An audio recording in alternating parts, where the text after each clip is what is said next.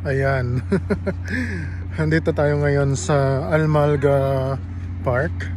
And manonood tayo ng mga batang nagpo-football dito ngayon. So, andito sila. Tingnan natin.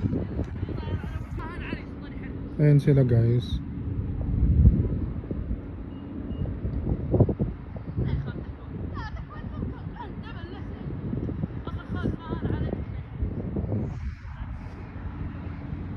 Maluwang yung ano nila, yung court.